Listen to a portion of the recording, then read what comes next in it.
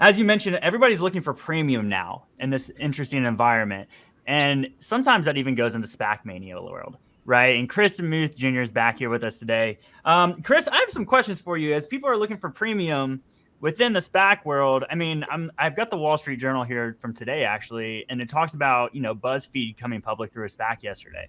And the stock jumped more than 50% at its highs before giving up all the gains at the close. Shares traded at $8.56, down 11%. It broke $8 today. How do we know what SPAC companies are like when we're investing in a SPAC? How do we really analyze a SPAC and go, oh, this is going to be a quality SPAC, or should we not touch it? Early on in the process, you can see if they have been successful at raising money from the IPO investors. So the first thing you tend to see is what's the size of the SPAC. So the really high quality ones tend to be somewhere between $250 million and $1 billion. A few are larger, but robust demand from the IPO market for the SPAC itself, and a successful history in terms of their own SPAC that they've done in the past, so experienced SPAC sponsors. And then they tend to have the connections and the capital themselves to bring a big pipe. There's no magical reason why when you raise, say, $250 million, that's a fit for what target you ultimately find. So the pipe, the private investments in public equity, is the structure wherein you will be able to kind of top it off. And so the really good ones, $10 billion fund as a $100 million, $200 million SPAC can put in a lot of their own money, or people that have really good calls on capital informally or formally with their own investors. So we look for kind of well-capitalized and well-connected sponsors that have already been able to raise a lot of money in this SPAC and have done successfully in the past.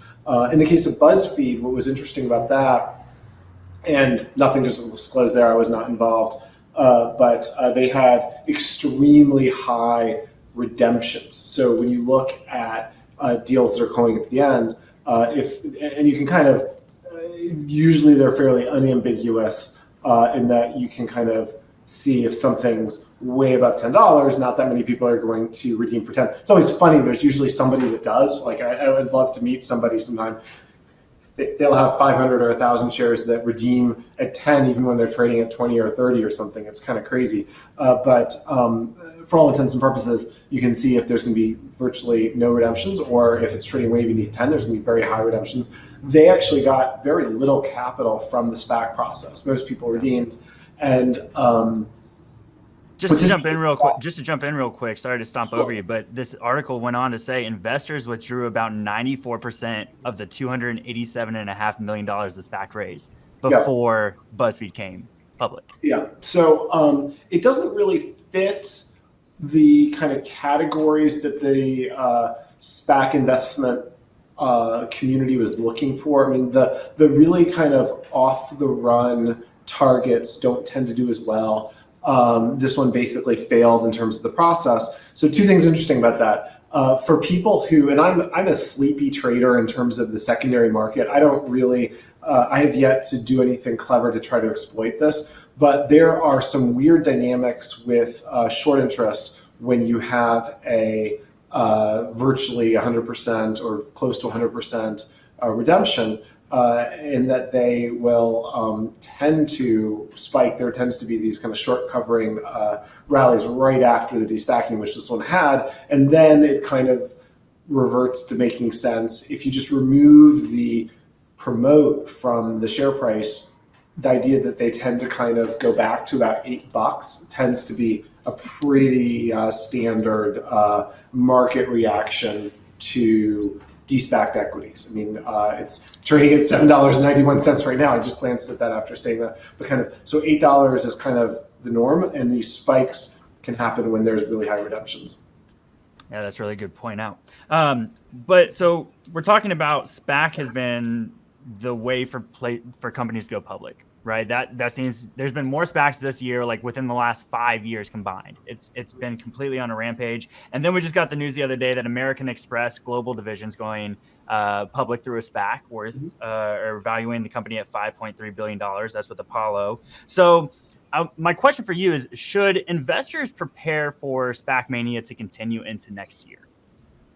Well, in terms of activity, we already know there's going to be a ton of new deals in January and February. So, we are involved very early in the process. We're involved both as investors in founder shares and as a fund that tends to have a lot of the kind of testing the waters calls, which are the pre-S1 kind of early stage. And so we're just super, super jammed up. So it's going to certainly be busy. I can say qualitatively, subjectively, there's some really, really good, interesting deals that I think are going to come to the market. But I am directionally tepid in terms of my enthusiasm for the average one, right? Like I think this is a great area to be very selective. There are SPAC ETFs that we have never owned and we're often short various ways. Just in terms of the average de-SPACed equity, I think doesn't do that well, unlikely to do well next year, but the best ones can be terrific. So selectively, there's a lot of always interesting things to do. Yeah, I think investors also might be worried about all the SEC probes that are starting to come out to SPACs, like Lucid, I know just recently had one. DWAC, I believe, just had one. Is that something investors should be worrying about? I think that's something investors should be enthusiastic about. I mean, I think it's the Wild West, and that there are regulators paying attention to what's going on is a good thing. One of the sensitivities is to make sure that there weren't negotiations before the S1. The nature of the S1 is that it precludes a previous deal, right? Because then it would have had to have been disclosed in that document. So I think that as long as it's kind of consistently applied and transparent, I think in theory the SEC is there to protect us, and in this case they might be doing that. We haven't seen enforcement action yet that I'm uncomfortable with as an investor. I think that you get a lot of press and speculation about what regulators are doing, but if you look at their actual enforcement decisions, I tend to be much more supportive of what they're doing. Yeah, and let's just wrap this up with a SPAC segment.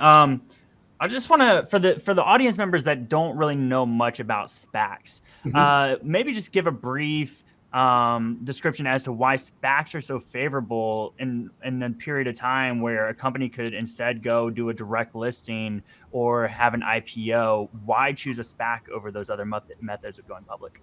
Sure. And if you look at what Panera is doing, I think what we're going to find is that the traditional IPO process is kind of getting folded into SPACs in a number of different ways. So SPACs are the 21st century successor to the IPO. And what is more attractive about SPACs to outside investors such as me and to the companies involved is that it is market driven every step of the way. So they want to come to market. You want to sponsor a SPAC.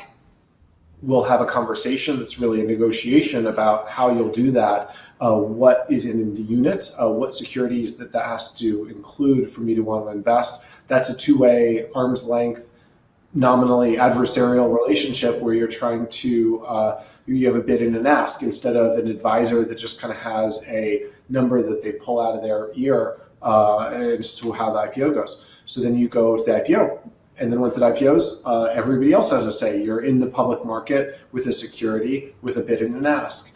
When you talk to the founder, they can look at it and they can negotiate with the SPAC sponsor. And then the market has another look. And so at every step of the way, instead of something being subjective or arbitrary, it is market competition driven.